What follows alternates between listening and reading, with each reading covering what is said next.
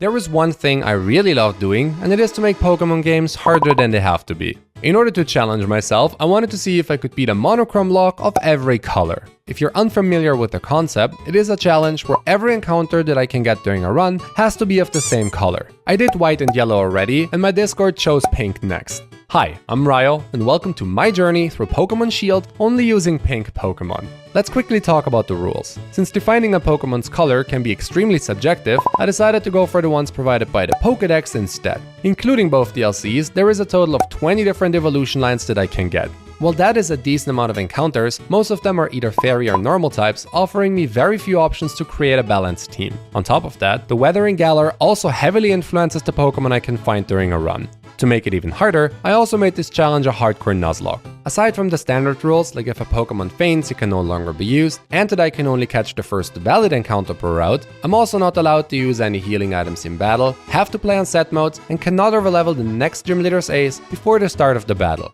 And if I ever black out, I have to restart the run.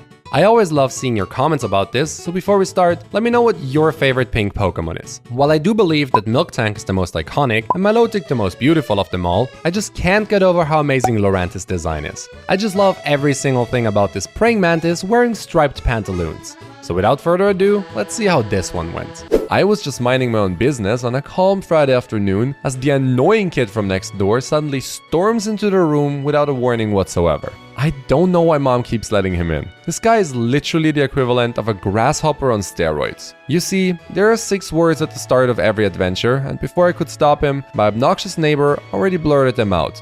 I have a really fun idea.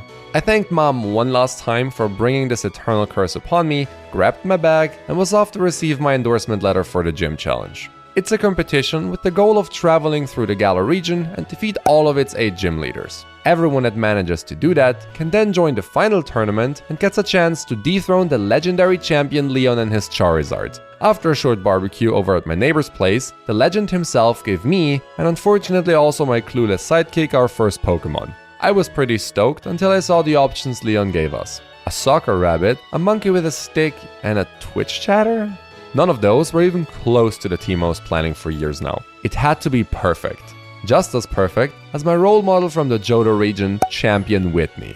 Not only does she consistently throw tantrums when losing a battle, no. She is also known to be the only champion to ever run a fully pink colored team. My goal was to become strong enough to take her place. To do so, I had to first prove myself worthy in my home region. If I can't beat Leon, how will I ever be able to beat the legendary Whitney after all? Since I needed to pick a Pokemon to start my journey, I decided to go for Sobble. This means that the 2 brothers are going to get Rillaboom and Cinderace respectively, which considering my other encounters would result in the biggest challenge of them all. Nothing less to become the next Whitney, right? I then headed over to Professor Magnolia's lab in Wedgehurst to meet her lovely assistant, followed by a short trip down Route 2 to prove myself worthy of taking on the gym challenge. After easily disposing of his brother's entire team, the champion hands me my endorsement papers and I was off to the wild area. Oh, I forgot to mention the plot device conveniently falling out of the sky, but using core mechanics is cringe, so let's move on.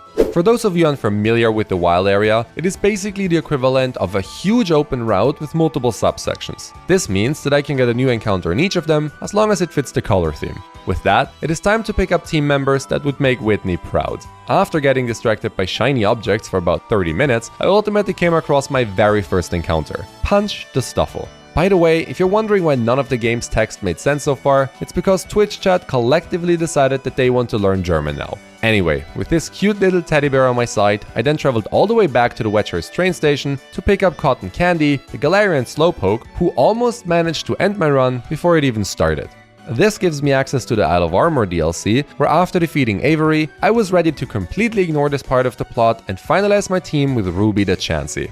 There might be other valid Pokemon I can get at this point, but I had what I needed to progress. From there, it was a quick trip to Motorstoke to join the opening ceremony of the gym challenge, and oh boy, the gym leaders of this game are something different. Everyone but Milo, he has no nose and that creeps me out. I also got to meet my competition in this challenge, the cute and insecure girl with a whole fan club, a cocky rival to turn my day from great to amazing whenever I get to beat him, and Leon's oblivious brother was also there, I guess.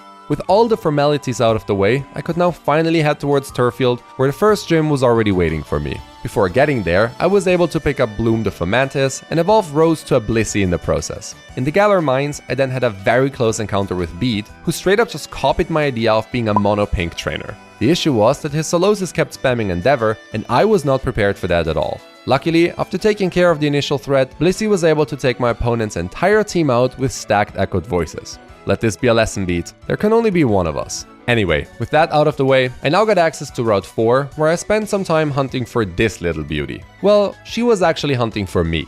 Meet Taffy, the Eevee, who after some love, camping and food, ultimately evolved into a Sylveon, also known as Flesh Ribbons.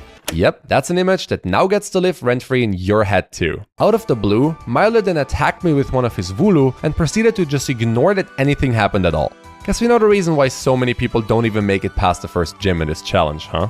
I eventually arrived in Turffield without getting attacked by any other aggressive sheep. As the first gym leader, Milo only has 2 Pokemon, but since I won't allow myself to Dynamax, his ace could easily turn into a huge threat.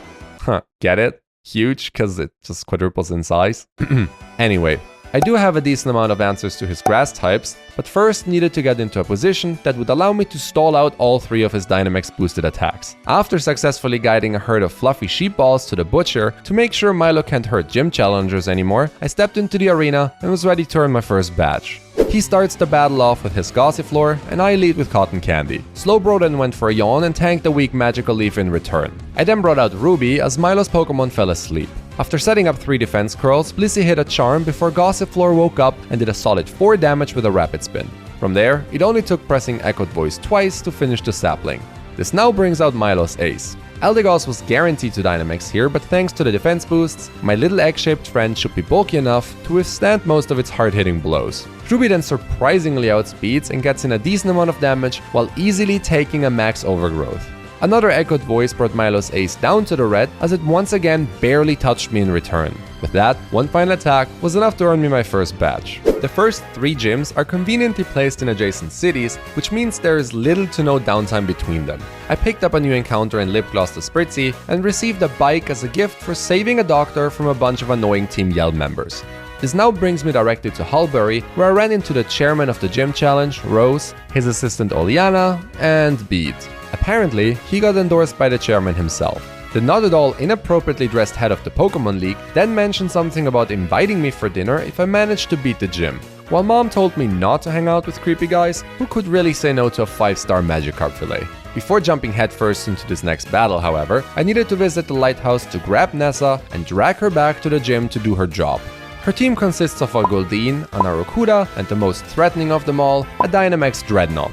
On top of that, all of our Pokemon had one way or another to deal with my pink buddies. This is when I realized that most of this challenge was going to be finding smart ways to set up a Mon to sweep. Considering all my options, Bloom would probably be the smartest choice in terms of damage, but her low defenses also meant that she potentially could get taken out way faster than I would like. I made some adjustments to my team, got harassed by Ball Guy, and completed the gym puzzle to get access to the arena. So let's see if I can make it through this fight. First up was Goldeen, who I once again matched with, well, Cotton Candy. Listen, it's the best way to set up another Pokemon. A Water Pulse did quite some damage, while Slowpoke went for a Yawn. As to not lose too much HP on Bloom already, I let Cotton tank another attack, which unfortunately also crit, before he was able to retaliate with a strong Acid. With Goldeen asleep, I was now in a safe position to bring Fomantis onto the field and boost my attack with 2 Swords Dance. I had to decide between setting up a 3rd time or immediately attacking, but the risk of getting confused by a Water Pulse or trapped by a Whirlpool was way too high. I went for the safe play and took Goldeen out with a Razor Leaf. Second was Arrokuda, who thanks to some EV training gets outsped and sent back to its Pokeball right away. Last for the Water type leader was her Dreadnought. Since switching also meant losing momentum, I had to put all my faith into Bloom's ability to withstand the Dynamax attack. She stood on the battlefield almost looking helpless, but this brave little warrior survived on 6 HP before putting everything she could into a Razor Leaf and delete Nessa's ace with a single strike. With the second badge in my possession, Oleana ordered me to join the chairman and Sonia for dinner. They were talking about Dynamaxing and how Rose thinks this whole phenomenon was somehow bound to the history of this island, all while he was still wearing sunglasses and a hat indoors. Not shady at all. He then also has the audacity to just leave before food arrives, and since no one else had enough money to pay, we immediately get kicked out of the restaurant. No, cool, I meant to skip dinner anyway, all good.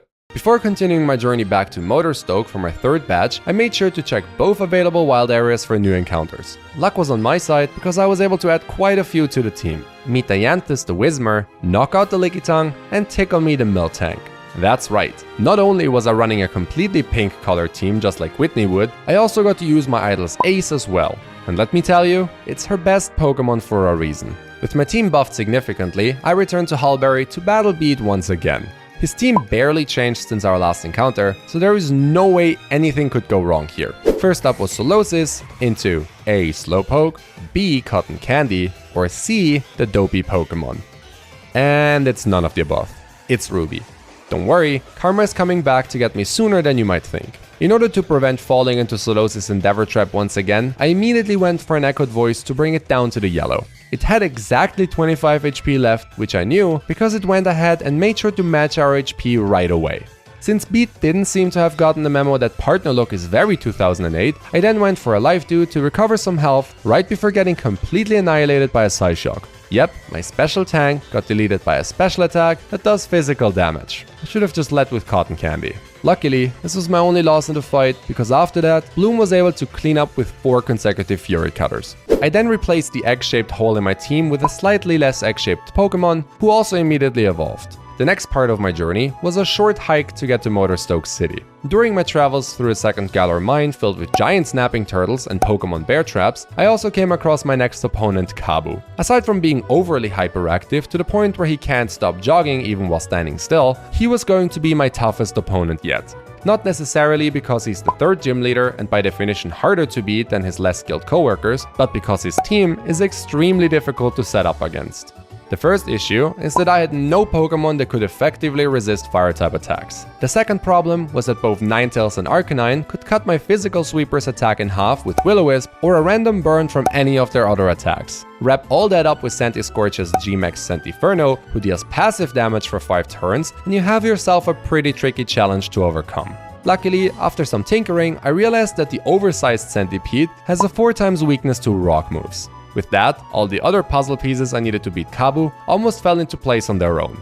Before heading into the gym, I also picked up Sarista Hatena. It was time to casually walk onto the battlefield along my hyper-energized opponent. Kabu sends out his Ninetales first. I went back to my roots and brought out Cotton Candy to get burnt by a Will-O-Wisp and impolitely yawn at his opponent. Since the chance of getting burnt once again was pretty low, I sent in Miltank, who was able to dodge a Fire Spin on the switch. With my opponent fast asleep, I could now safely set up Stealth Rocks and bring in Knockout. On the next turn, Ninetales unfortunately woke up and hit me with an Ember before getting brought below half by a Muddy Water. The Fox then burnt Licky Licky with another Will-O-Wisp, but that didn't really do much because she just picked up a clean KO right away. Second came Arcanine. It went for a Flame Wheel, which brought Knockout below half as she misses her first Muddy Water. Burn consistently chipped away on Knockout's health, but I came prepared as a Health Citrus Berry finally activates. With my big ball of pink now sitting at a decent amount of HP, it was safe to go for a Muddy Water to bring Arcanine down to 1/4 after a Flame Wheel. From there, Licky Licky was able to easily shrug off another attack and take Arcanine down for good. Last for Kabu was his Sentiscorch. Thanks to the Stealth Rocks, it immediately gets dropped down to half health.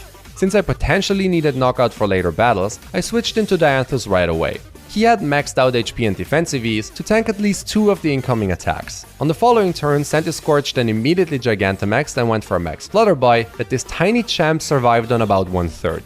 A Protect then significantly lowered the incoming G-Max Sentiferno's damage, allowing Whismer to live yet another hit. There wasn't really anything I could do to save Dianthus here, and since he could never evolve, the best play was to let him go down and reset tempo by getting a free switch into Tickle Me. She luckily was able to outspeed and managed to take Sentiscorch out with 2 more headbutts. The first 3 gyms are somewhat of an introduction to the whole gym challenge, which also meant that after beating them, a whole new section of the wild area opens up to me. However, there was one tiny thing I wanted to do before making my way there. When shaking a berry tree multiple times in a row, the odds of finding a Pokemon significantly increases each time. While this usually results in a Squowit, there is also a small chance of running into a Cherubi. After several days, I finally found one.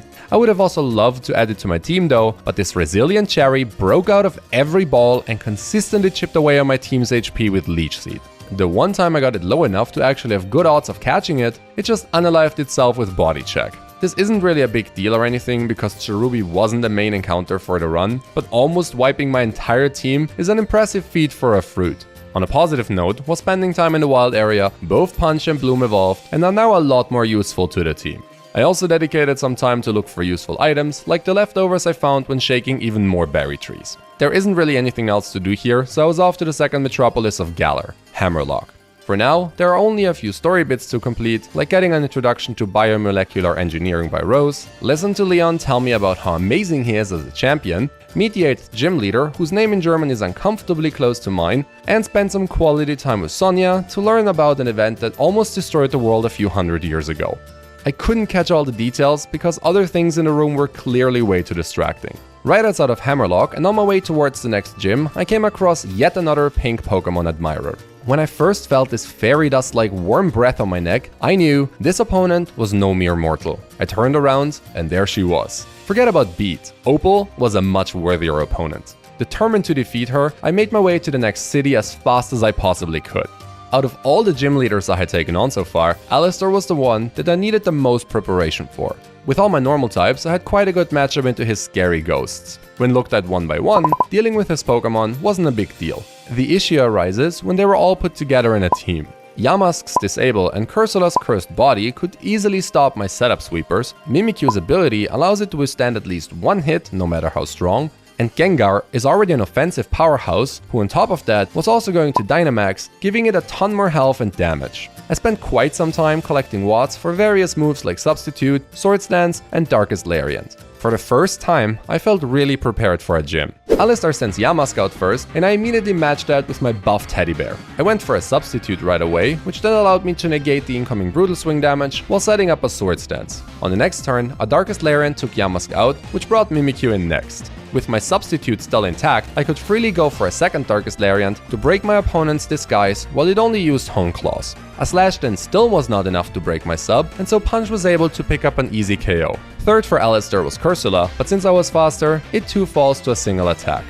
And there it was. The Gengar that could easily outspeed and wipe my entire team. I was worried that +2 attack wasn't going to be enough to one-shot here, but seeing how frail Gengar is, I just went for the attack anyway. After a Max Ooze finally broke his Substitute, Punch showed me his best Beyblade impression and subsequently KO'd the big spooky Shadow Pokemon. Nice, one step closer to reaching Opal. Before I could make my way to Balonlea, however, an explosion at the Stow-Inside mural grabbed Sonia's attention and I had no choice but to check it out together with her. The loud noise was caused by Beat trying to destroy an ancient piece of art with his Copper Raja. He immediately challenged me to a battle, but this time around, the fight was very one-sided. After Swords Dance from Bloom, a few X-Scissors were all it took to one-shot his entire team.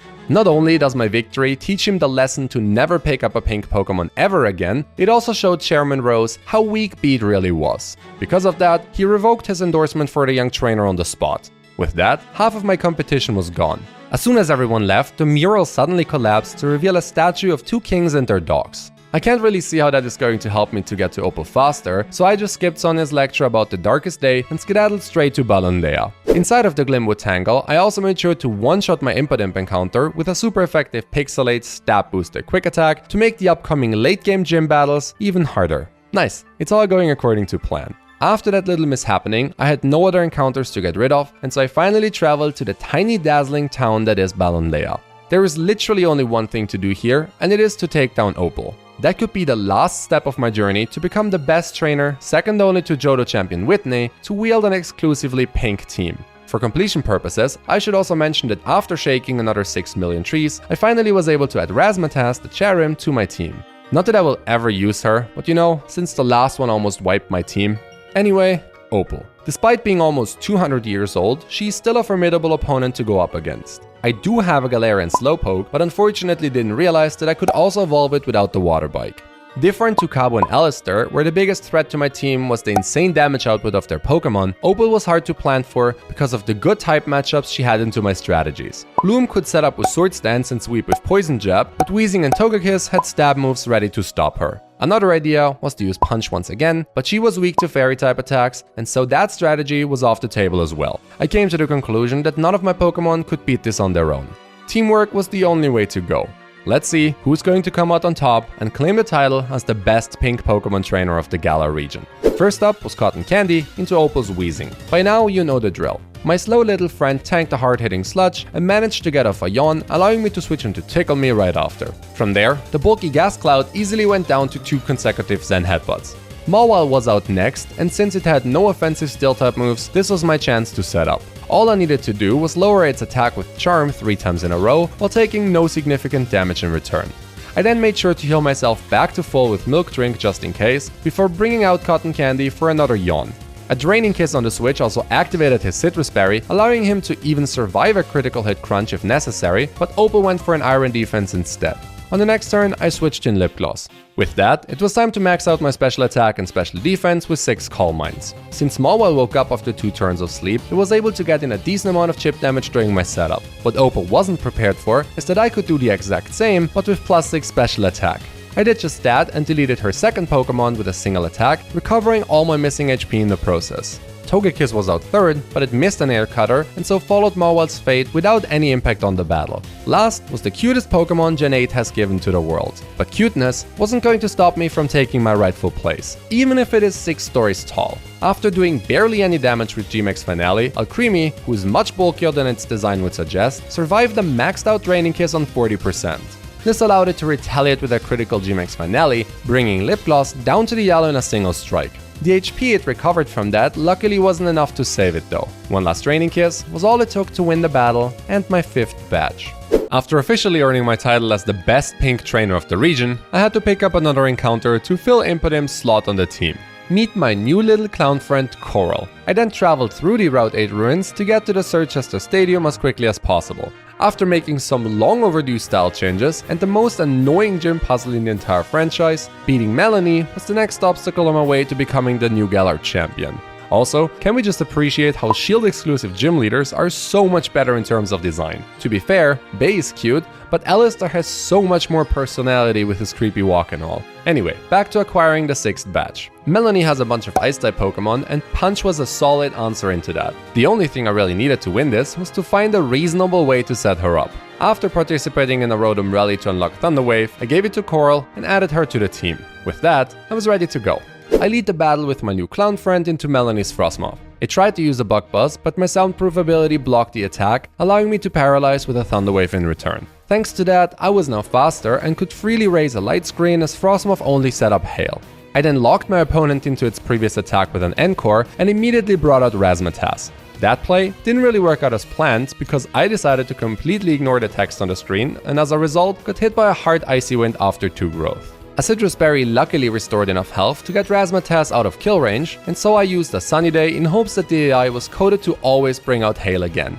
I got lucky and managed to bring Coral in for free on another Buck Buzz, which I immediately locked Frostmoth into. From there, I went for another Light Screen and brought out Punch, who used a substitute right away. Since Encore was over, Frostmoth could now go back to spamming Icy Winds, lowering my speed in the process. I decided to go for a Swords Dance regardless, as the second Icy Wind already broke my damage dummy. This put me in a really awkward position. My only way out was to set up another substitute and hope that Punch was strong enough to somehow brute force his way through Melanie's team. On the next turn, a Brick Break luckily took care of Frostmoth, which then brought out Darmanitan. This snow-covered monkey is easily one of the gym leader's scariest Pokemon, but instead of just headbutting its way through my team, it decided Taunt was the better course of action, and so it too got deleted in a single strike. Third was Ice Cube. Like Mimikyu's disguise, its ice visibility allowed it to completely ignore the first damage it takes whenever it's active. To my advantage, it didn't have enough damage to break my substitute, and because of that, went down to the certified Punch Paw treatment. With that, Lapras was the only thing standing between me and another shiny badge. Punch was probably my most useful Pokemon ever since evolving, and so I wanted to make sure she would survive the battle. The smartest move here was to reset tempo by sacrificing Coral and stall out the remaining 2 Dynamax turns with another Pokemon. So for one last time, I sent the clown with Fire Dance moves onto the battlefield and watched him tank an entire G-Max Resonance like it was nothing. I'm sure Mime Jr. could have also lived the following Max Geyser if it weren't for the lucky crit. Outside of depriving the world of a grandiose artist, this sacrifice allowed me to freely bring in Taffy to stall out the remaining Dynamax turn. With Lapras back at normal size, Taffy could now set up a light screen to halve all the incoming damage. Tickle Me then came in and avenged Coral with a series of hard-hitting body slams. This one is for you. May your tiny dances bring tiny joys to Lord Arceus. It wasn't the cleanest battle, but despite some initial struggle and a planned sacrifice, my team managed to get through without a problem. Similar to the first 3 gyms, these last ones are very close to each other as well. Outside of uncovering that every single citizen in Spikemouth is somehow a devoted fan of both Marnie and her brother, there really isn't too much story to go through here. Oh well, aside from the fact that they were literally blocking off the main entrance to the city to sabotage other gym challengers, or at least those with an IQ low enough to not see the second door right next to it. After using my Gigantamax brain to just walk around the fence, I also went on a short detour to the Isle of Armor to pick up a basket of eggs that I named Break. Since I was already there, I also made sure to evolve Cotton Candy into a Galarian Slowking. With that, all I had to do was to cross off another gym from my list. Pierce and his Dark-type Pokemon are by far the easiest to battle with a bunch of fairies. As a cherry on top, he's also against Dynamaxing, and so this is going to be nothing but a walk in the park. My choice of Pokemon to annihilate his gym fell on Lipgloss. As a pure fairy type, she could at least resist the stat boosted dark type attacks. First up for Pierce was his Scrafty. It could easily be taken out with a 4x super effective Draining Kiss, but don't you think I would pass on an opportunity to set up with a Calm Mind? Unfortunately, Scrafty went for Sand Attack twice in a row, forcing me to reset my stat drops by pivoting into Tickle Me on an unexpected critical hit Break. She luckily survived, and so it was back to Lipgloss to spam Calm Mind for 2 turns before Scraggy lowered my accuracy once again. Since I didn't want to risk another reset, I decided to immediately take it out. Pierce sent in Malamar next, and after hitting a decent Psycho Cut, it too went down at the first sign of affection from Aromatisse. She just can't seem to find anyone that can accept her love. Third was the gym leader's Ace Obstagoon. It blocked my attack with Obstruct right away, lowering my defense in the process. On the next turn, a Shadow Claw did a little less than half before the Punk Badger proceeded to tank a hit. Lipgloss finally had a chance to find true happiness. Since her design is the one only a mother could love, I immediately went for a charm to increase her chance with her potential partner. From there, all she had to do was survive a ghastly embrace and win Obstagoon's heart with a big smooch. And it's dead. Well, Pierce's final Pokemon was a Skuntank, and since Lipgloss was way too low from all the emotional damage, I went into Punch. After avoiding a Sucker Punch on the switch and blocking a Toxic with Protect, 2 Break earned me a clean 7th badge. My team was unstoppable. I learned many lessons about going too high and falling too far, but this surely wasn't one of them. The final obstacle before the championship tournament was waiting for me. I traveled all the way back to Hammerlock and started to prepare myself for the upcoming battle. My team was able to take on every opponent so far, and Ryan's lazy attempt to create a gym puzzle wasn't going to stop me. The Tortonator has to die. Oh god, it might not. Nope. No, oh my god, I'm gonna die. Okay, Tickle Me died, but there is no way this could ever snowball into something serious. It is very easy to pinpoint what I did wrong to lose this fight. With the gym being a double battle, my plan was to take out Flygon first, then focus on both Sandaconda and Gigalith at the same time, which would ultimately result in Duraludon being in a 2 vs 1 scenario. After easily KOing Flygon with an Ice Beam, I lost way too much momentum trying to set my opponents up for a double knockout in a single turn, which in return allowed Sandaconda to paralyze my entire team with Glare. This then resulted in every single one of my Pokemon dropping one by one. But a crushing defeat wasn't going to stop me. Whitney herself got defeated by countless trainers over and over again, but she never gave up, so how could I? It was back to the start. While I didn't use Punch in many gym battles, her versatile move pool and access to Substitute and Sword Stance made her by far one of the best Pokemon on my team. Because of that, I reset the run 9 more times until I found a Teddy that had Fluffy over the Klutz ability. Needless to say, I was pretty happy after I finally found one. Aside from some encounters, this 10th attempt went pretty much the same as the first one. The most important differences are that I caught Marvelous the Milcery in Route 4 over an Eevee, and that I managed to not one-shot Fuchsia the Impidimp right before Balonlea. On top of that, Ruby also survived the Galar Mines and made a lot of gyms extremely easy to beat. Battle by battle, I fought my way back to where I last met defeat, and with some minor changes to my team, I was ready to take on the final gym once again. Especially with this new drip I got in Sirchester.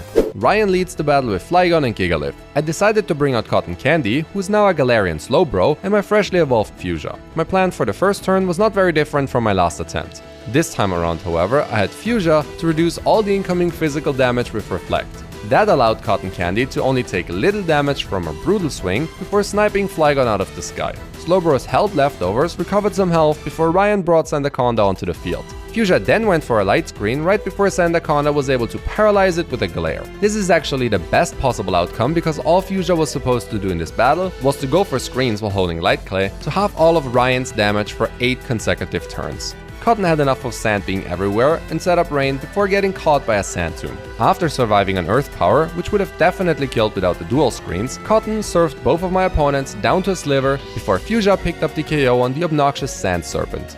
Unfortunately, Sandaconda's Sand Spit ability also made sure to summon another Sandstorm. Gigalith then retaliated with a critical hit body press, avenging its fallen noodle friend by taking out Fuchsia. Ryan was down to his final 2 Pokemon. With Cotton being in the yellow, I used her as bait and went for a Protect, allowing Miltank to take Gigalith out with an Earthquake. Duraludon then pulled a sneaky on me and went for a critical max Knuckle into Miltank instead. The cow luckily survived, but with both of my Pokemon in the yellow, I desperately needed to find a new strategy through this. In order to stall out the last 2 Dynamax turns, I decided to send out Razzmatazz and Knockout. Cherim easily managed to shrug off a Max Knuckle on the switch, and Licky Licky took the other one on a double Protect turn. With the Dynamax over, my Pokemon were now staring at a +3 attack Duraludon on the opposing side of the field. I tried to gain back some momentum by healing Razzmatazz with a Morning Sun, but it wasn't enough, and so she too went down to a single Iron Head. Not so tough after all, huh? On top of that, Knockout also missed a Supersonic, and with the rest of my team being low, my only hope was to bring out Punch. Playing passively was no longer an option. On the next turn, Duraludon unfortunately outsped and could offer one last Iron Head, which Knockout survived on 18 HP before Punch did me a favor and emptied the giant building's health bar with a single close combat. With that, Ryan hands me the 8th badge, completing my gym challenge and officially qualifying me for the Galar Championship tournament in Winton. Before making my way through snow-covered mountaintops to get there, I had to return to where it all began. I double-checked all the available pink Pokemon of the region and realized that there was one I initially thought was only obtainable in the postgame. Back at Wedgehurst, specifically in the lake right next to Magnolia's home, there was a 1% chance to encounter a Feebas. After standing in the same spot for several hours, I eventually ran into this ugly fish, caught and evolved it, and named him Salmon. Little did I know that this beautiful spaghetti was the only way to win several of the upcoming key battles. But I'm getting ahead of myself. I then fought through this game's equivalent of Victory Road before eventually reaching my destination. Against all odds, I wasn't the only one to qualify for the championship tournament, and so I had to beat all the other remaining gym challengers in a single elimination bracket. I will go ahead and skip these fights though, since the late game of Sword and Shield mostly consists of battles and there are more interesting ones to go over. The only important thing to know is that I lost Punch due to an unexpected max Starfall from Marnie's Grimmsnarl after not being able to KO it in one hit. With that, I was the last remaining trainer of the gym challenge and the one to enter the championship finale. To celebrate, Leon invited everyone for dinner, but somehow failed to show up. Great, inviting someone to dinner seems to have a completely different meaning in this region, I guess. I can't become champion without beating the champion, and since he was last seen at the Rose Tower, that is where his brother and I decided to look for him first. Oleana for some reason was acting a little crazier than usual, and the entire league staff seemed to have been replaced with mediocre hide-and-seek players, so things got really weird really fast. After involuntarily attending one of Pierce's concerts, I took the elevator all the way to the top of the tower, where I once again encountered crazy Oleana blocking my way. I tried to leave, but she insisted to do this the hard way. So let's go.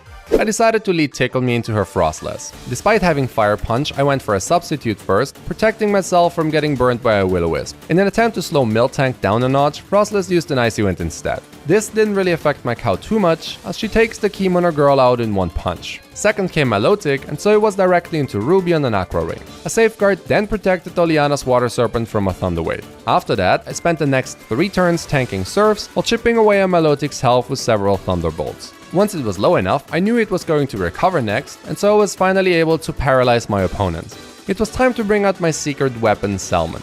According to all known laws of Pokemon, there is no way a Milotic should be a physical attacker. Its correlating stats are too low to have any significant impact on the battle. Salmon, of course, learns Coil at level 48 and does it anyway, because it doesn't care what professional Nuzlockers think is impossible. After spamming Coil 6 times in a row, all I had to do was press Waterfall twice, and Oleana's Milotic was erased from the field. The following Serena also went down to 2 100% accurate Iron Tails, while basically doing no significant damage in return.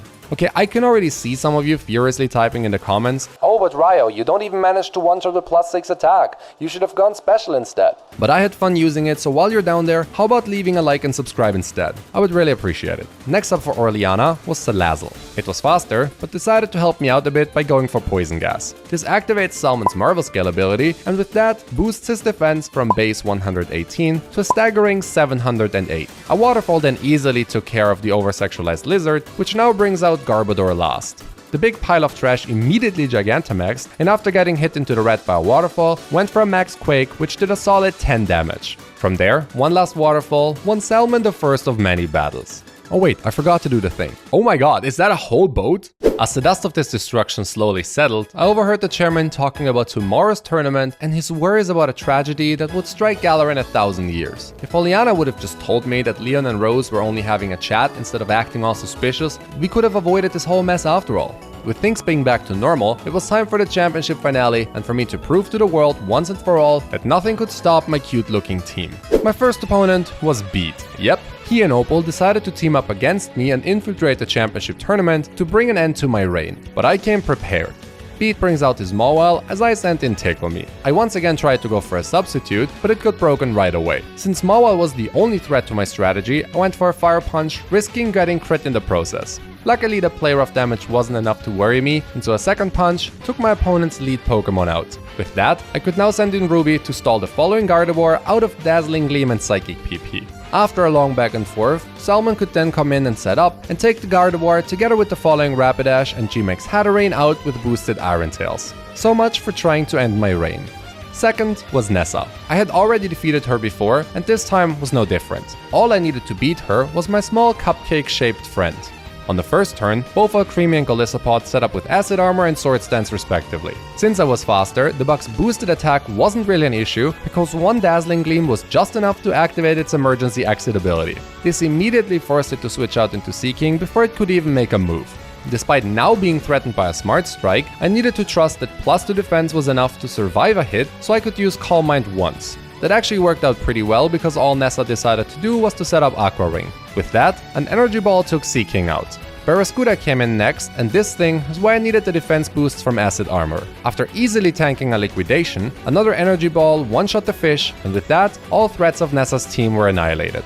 From there, Marvelous could sweep through the rest with one move each. Alistair was out third, and outside of his lead Dusknoir, his entire team consists of special attackers. This means that after slowly whittling it down with Miltank, Ruby could come in on Chandelure and freely set up 6 Calm Mind. The rest of Alistair's team then went down to a barrage of Shadow Balls. Last for the Elite Four, oh wait, wrong game. Last for the semifinals of the tournament was no other than the man that ended my first attempt. But I grew stronger than ever. There was no way he could end my journey for a second time. First up was Lip Gloss into Torkoal. He immediately set up a light screen before tanking a 1-turn Solar Beam. Then I brought out Marvelous into another attack. The reason why I chose her to set up over Ruby was because Torkoal knew Yawn, and Alcremie's Sweet Veil ability allows it to never fall asleep. While setting up with Acid Armor and Calm Minds, Torkoal consistently chipped away on her health with Body Press. Once my little pile of whipped cream was too low to continue, I went for a Stored Power to one-shot the Fire Tortoise and heal back some health with a Shell Bell. Tortonator, Goodra and Flygon quickly followed. Last was the Duraludon, and since I didn't want to risk losing Marvelous just yet, I went into Salmon to easily stall out all 3 Dynamax turns with Recover. From there, and after using Coil a few times, Milotic was able to slowly whittle her opponent down with Waterfalls. See, I told you he couldn't defeat me. Also, can we quickly talk about how crazy this guy looks during battles? For the longest time, I thought he would turn out to be the bad guy. But right as I stepped onto the field to take everything from Leon, the game threw #1 of BuzzFeed's top 10 worst anime plot twists straight into my face. The bad guy was Rose all along. Throughout my entire journey, Pokemon started randomly Dynamaxing in the wild. Turns out the energy plant he described to me in depth earlier was powered by the legendary Pokemon Eternatus all along. Rose locked this poor thing up to supply Galar with energy harvested from it. All that only to avoid the consequences of climate change destroying the world in 1,000 years from now. Wait, who's the bad guy here? Unfortunately, his plan didn't work out too well because the imprisoned legendary Pokemon somehow managed to escape. Well, since we already know none of the adults was going to do anything about this, it was up to me to stop Eternatus and save humanity once again. But first, I needed to defeat Rose to get there. With half of my best Pokemon being Fairy types, this fight was definitely the one I was most afraid of. But when taking a closer look at it, Rose's army of steel monsters isn't as scary as it seems. Let's see how I got through this one. First up was Tickle Me into Escavalier. After getting my substitute broken by a Mega Horn, I decided to approach this battle differently and sent the Buckknight right back to its Pokeball with a Fire Punch. Second was Ferrothorn for some reason, and similar to Escavalier, it too is extremely slow and 4 times weak to fire. That means that one attack later, Miltank was now facing a Klinklang. This weird looking set of gears then survived a Fire Punch, got burned, and as a result, barely did any damage with a Wild Charge in return. Since its damage was now significantly lowered, it was safe to set up another substitute. On the next turn, a Milk Drink healed Tickle Me almost back to full. Since Burn consistently chipped away on my opponent's health, it didn't take too long for it to conveniently KO itself with a Wild Charge. Fourth was Berserker, and it too managed to survive a hit and break my substitute. I then tried my luck and set up another dummy, hoping Berserker would choose to Screech, which it luckily did.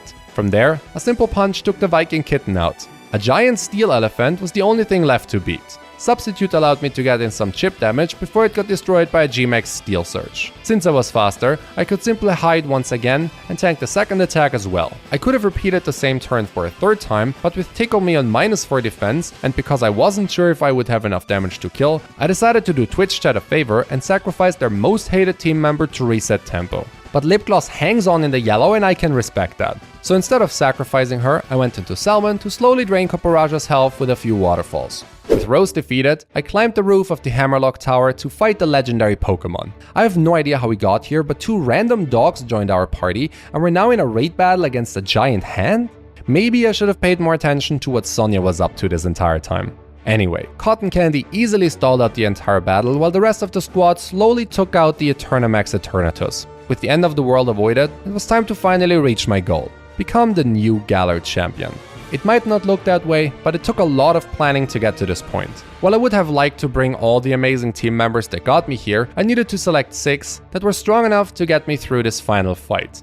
My team of choice was Lip Gloss, Tickle Me, Cotton Candy, Salmon, Marvelous, and Ruby. On a short side note, I would just like to mention that almost 2 years ago, I did my very first Nuzlocke in this game and lost the whole run at this exact battle. Ever since, I put in hours to get better at Nuzlocking. Let's see if I can redeem myself right here and now. With my team ready, I stepped into the arena one last time. Leon leads the battle with Aegislash and I bring out Lip Gloss. He needed to dodge a Flash Cannon crit here, but Aegislash went for a King Shield instead, allowing me to set up Light Screen right away. Then, after setting up Reflect, Aromatisse survives the expected Flash Cannon on slightly above half. Since Lip Gloss' job was done, I went for a final Moonblast, which did a ton more damage than I expected, before letting him fulfill his lifelong dream of becoming Switch Fodder. With that, I was able to send out Salmon to coil 4 times and heal himself to full with Recover right as my screens ran out. A Waterfall then was enough to take out Aegislash.